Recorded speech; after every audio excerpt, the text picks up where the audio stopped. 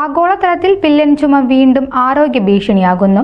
മുൻവർഷത്തെ അപേക്ഷിച്ച് കേസുകൾ 20 മടങ്ങ് കൂടുതലാണെന്ന് national disease control and prevention administration നടത്തിയ പഠനത്തിൽ പറയുന്നു.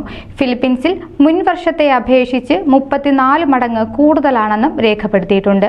China, Philippines, check republic, Netherland തുടങ്ങിയ ലോകത്തിന്റെ പലയിടങ്ങളിലും വില്ലൻ ചുമ മൂലമുള്ള മരണങ്ങൾ റിപ്പോർട്ട് ചെയ്യുന്നുണ്ടെന്നും അമേരിക്ക, UK തുടങ്ങിയ രാജ്യങ്ങളിൽ രോഗവ്യാപനമുണ്ടെന്നുമാണ് റിപ്പോർട്ടുകൾ സൂചിപ്പിക്കുന്നത്. ഈ വർഷം തുടങ്ങി ആദ്യ 2 മാസത്തിനുള്ളിൽ തന്നെ ചൈനയിൽ വില്ലൻ ചുമ മൂലം 13 മരണങ്ങളാണ് റിപ്പോർട്ട് ചെയ്തിരിക്കുന്നത്. 32,380 കേസുകളും സ്ഥിരീകരിച്ചു. ഈ വർഷം ആദ്യ 3 മാസത്തിനുള്ളിൽ തന്നെ വില്ലൻ ചുമ ബാധിച്ച് 54 മരണങ്ങളാണ് ഫിലിപ്പീൻസിൽ റിപ്പോർട്ട് ചെയ്തത്.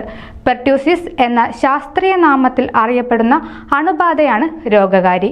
ശ്വാസകോശത്തെയാണ് രോഗം ബാധിക്കുന്നത്.